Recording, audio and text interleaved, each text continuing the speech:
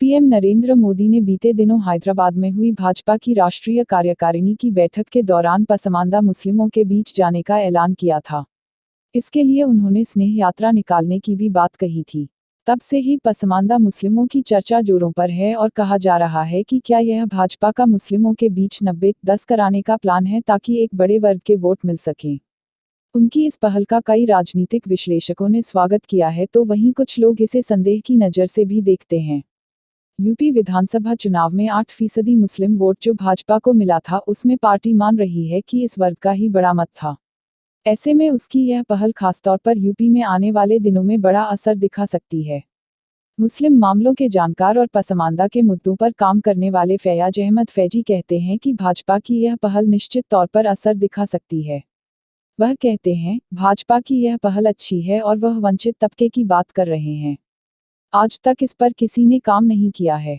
भले ही भाजपा इस मुद्दे से राजनीतिक लाभ भी हासिल करेगी, लेकिन यह पसमांदा वर्ग के लिए भी अहम होगा और यदि उसे इसके जरिए प्रतिनिधित्व मिलता है तो क्या गलत है। उद्धरण। उन्होंने कहा कि नरेंद्र मोदी देश के निर्वाचित प्रधानमंत्री हैं और यदि उन्होंने ऐसी पहल की है तो इसे संदेह से देखना सही नहीं होगा।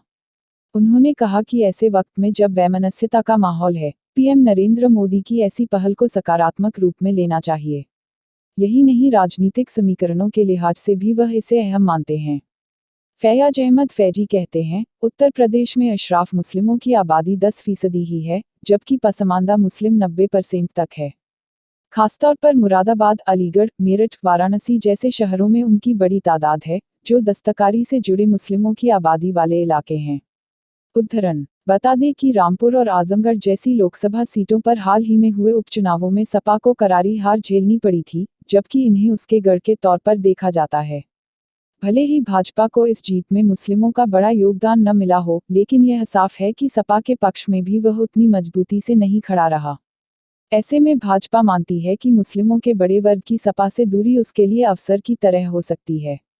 हालांकि फैजी कहते हैं कि हमें पसमांदा मुस्लिम कहने की बजाय भारतीय मुस्लिम और विदेशी मूल के मुस्लिम का फर्क समझना चाहिए। वह कहते हैं कि खुद को अशराफ कहने वाले मुस्लिम वर्ग के लोग विदेशी मूल के हैं और वह अपने को शासक वर्ग मानते हैं। वहीं पसमांदा मुस्लिमों में वे लोग हैं, जो किसी दौर में हिंदू ही थे, लेकिन वह मजहब बदलकर मुस्लिम बने तो अपनी जाति और संस्कृति भी लेकर इस्लाम में आए। उनमें से बड़ा वर्ग पिछड़े मुसलमानों का है, जिन्हें मुस्लिमों के बीच अजलाफ कहा जाता है, और जो हिंदू अनुसूचित वर्ग के समतुल्य हैं, उन्हें अर्जाल कहा जाता है। किंतु अशराफ वे हैं, जो शेख सैयद हैं। इनकी आबादी 10% के करीब ही है। इन दोनों वर्गों को मिलाकर बने समूह को पसमांदा कहा जा रहा है। पसमांदा शब्द का फारसी में अर्थ पिछड़ जाने से है।